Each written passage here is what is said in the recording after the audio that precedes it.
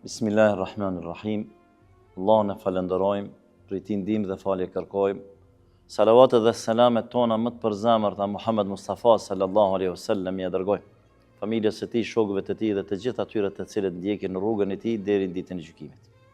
Të nderuar vëllezër dhe motra, jemi në netët e fundit të muajit të madhreshëm të Ramazanit. Kemi hyrë në garën e finales së madhe.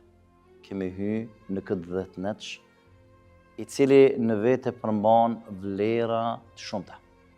Prej veçorive dhe vlerave të natës të 10 netëve të fundit të Ramazanit janë se në këtë natë është një natë e cila është më e mirë se një muaj. Kjo është nata e Kadrit, në të cilën filloi zbritja e Kur'anit. Këtë natë Allahu i Madhreshëm i shumëfishon veprat, shpërblimet për çdo vepër të cilën robi në këtë natë e vepron. Kjo natë është fshehur në mesin e këtyre 10 netëve që Allahu i Madhreshëm të na jap mundësinë që ne ta kërkojmë dhe të fitojmë prej mirësive dhe shpërblimeve të Allahu xhalla shanu në këto 10 net. Këto 10 net janë netët e lirimit nga zjarri i xhehenemit. Ashtu sikur që ka thënë pejgamberi alayhis salam, fillimi i Ramazanit është mëshirë, mesi i tij është falje, ndërsa fundi i tij është lirim prej zjarrit të xhehenemit. Prandaj në këto 10 net Allahu i Madhreshëm liron prej robërve të vet ata të cilët dëshiron nga zjarri i xhehenemit.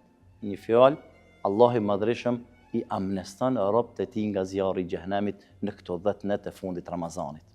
Në këto 10 net, shembulltyra jonë më e mirë, Muhamedi alayhis salam, angazhohej në maksimum me adhurim karshi Allahu xhalla shanuhu. Prandaj, prej veçorive dhe vlerave të mëdha të këtyre 10 netëve është shembulltyra jonë e Muhammedit alayhis salam në angazhimin e këtyre 10 netëve. Ku pejgamberi alayhis salam është transmetuar se kur kanë hyrë 10 netët e fundit të Ramazanit, ai ka shtrënguar rripin e tij, është angazhuar në adhurimin e tij, ka zgjuar familjen e tij dhe tërë netët i ka kaluar në adhurim. Pastaj në këto 10 net është rasti më i mirë, më i favorshëm që robi t'i kthehet Allahut të Madhreshëm. Ku e pas parasysh faktin se ne jemi mëkatar. Sikur që ka thënë pejgamberi alayhis salam, çdo bir i Ademit është gjunaqar. E gjunaqari më i mirë është ai i cili pendohet.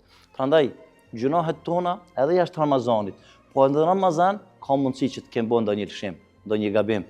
Prandaj këto 10 net e fundit është rasti më i volitshëm që ne t'i kthehemi Allahu xhalla shanuhu me kërkim falje dhe pendim të sinqert.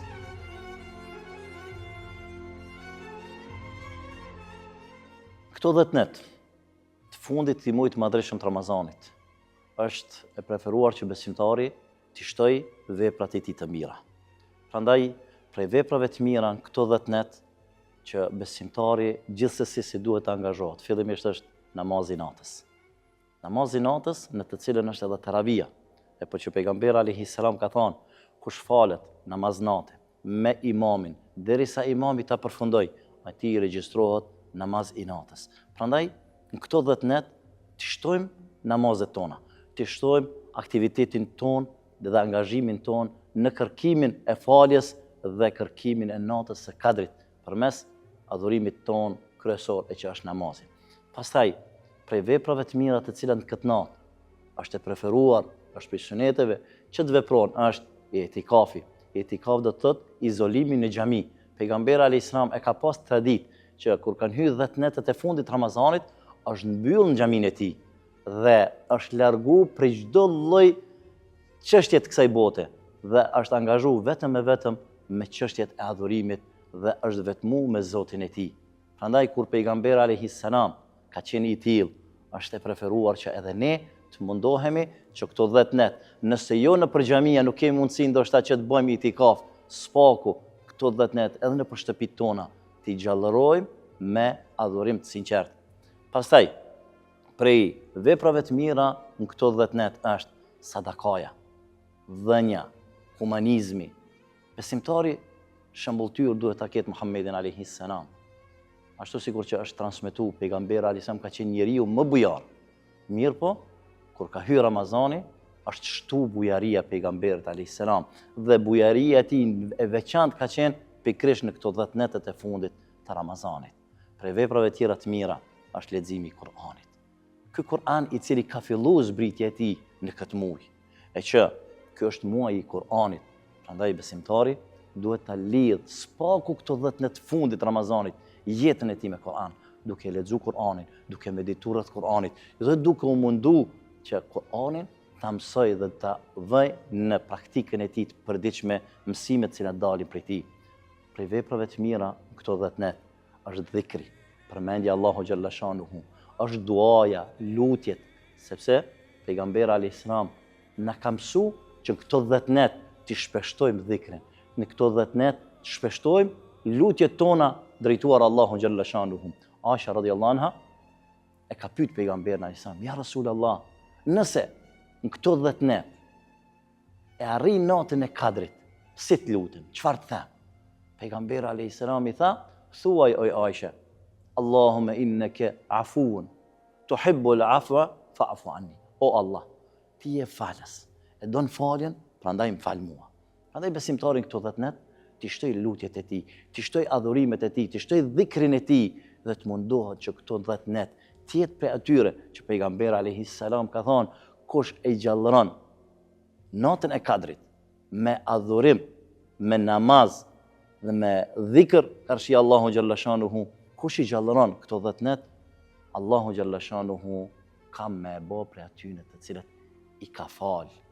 Prandaj lutem Allahun e madhreshëm që ne të jemi për atyre që këto 10 net i gjallërojmë dhe këto 10 net të kërkojmë falje të sinqertë tek Allahu xhalla shanuhu, këto 10 net ta lidhim zemrën tonë me Zotin tonë, në mënyrë që edhe të qëllojmë natën e Kadrit. Sepse shpërblimet në natën e Kadrit nuk janë shpërblimet rëndomta. Një natë e Kadrit vlera e saj është sa gjithë jeta e njeriu. Është më e vlefshme se një muj. Prandaj çdo adhurim të cilën e bëjmë këto net, këto 10 net fundit Ramazanit, e me shpresën se të qëllojmë natën e Kadrit, shpërblimet tona do të jenë sikur që kem gjallëruar natën e Kadrit, apo sikur që kem bë adhurim dhe ibadet sinqert Allahu xhalla shanuhu më tepër se një muj. Prandaj me përfundu, këto 10 net janë thesaret hyjnore që Allahu ka përgatit për robërit e tij të sinqert, të cilët këto 10 net i kalojnë në adhurim të sinqert. Këto 10 net i kalojnë të përkushtuar duke angazhu në kërkimin e asaj që Allahu xhalla shanuhu ka fsheh për mirësive të tij për robët e tij, ka përgatit për robërit e tij mirësi të pafund, shpërblime të mëdha, vetëm e vetëm po kërkon që ne të angazhohemi dhe të garojmë në punë të mira me shpresën se do të jemi për atyre që Allah i madhreshëm në fund këtij muaji të madhreshëm të Ramazanit na ka fal gjunohet tona dhe na ka liru prej zjarrit të xhenemit.